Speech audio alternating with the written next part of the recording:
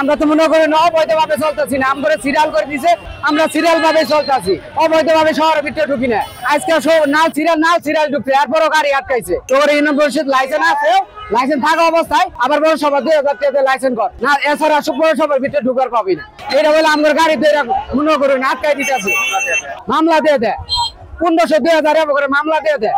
আমাদের দাবি হলো আমরা লাইসেন্স করছি, আমরা নিয়মিত গাড়ি চালাবো সিরিয়াল ভাবে, যাতে পৌরসভার লোকে কিংবা পুলিশে যাতে আমাদের মামলা বা এই বিভিন্ন ধরনের হয়রানি যাতে না সৃষ্টি করে। আমাদের ইউনিয়ন গাড়ি শহরে ঢুকবা দেয় না, আমরা লাইসেন্স ঠিকই করছি কিন্তু পুরসভা লাইসেন্স করতে হয়। আমরা তো ইউনিয়ন লাইসেন্স করছি, যদি যেহেতু আমরা ইউনিয়ন লাইসেন্স করবো না তাহলে আমাকে ইউনিয়ন লাইসেন্স দিল কেন? পুরসভা লাইসেন্স দিত, পুরসভা লাইসেন্স আমরা লাইসেন্স চালাইতাম। যদি পৌরসভায় আমরা ঢুকতে নাই পারি তাহলে আমরা এত টাকা খরচ করে লাইসেন্স কেন করলাম? যেহেতু আমরা লাইসেন্স করছি এত টাকা খরচ করে, আমরা সবাই গরিব মানুষ, এতগুলা টাকা দিচ্ছি, বছর বছর টাকা দেই, তাহলে আমাদের সিরিয়াল অনুযায়ী চলতে দিতে হবে। এবং সিরিয়ালের দিন অন্তত আমাদের থানার আমরা যেন যাত্রীটা নামাই দিয়ে গাড়ি ঘুরে চলে আসতে পারি, এইটুকু সুযোগ আমাদের দিতে হবে। আমরা শহরে গ্রামের লোক নিয়ে যেতে পারি না, রাস্তাঘাটে ব্যারিকেড দিয়ে মামলা দাম করে।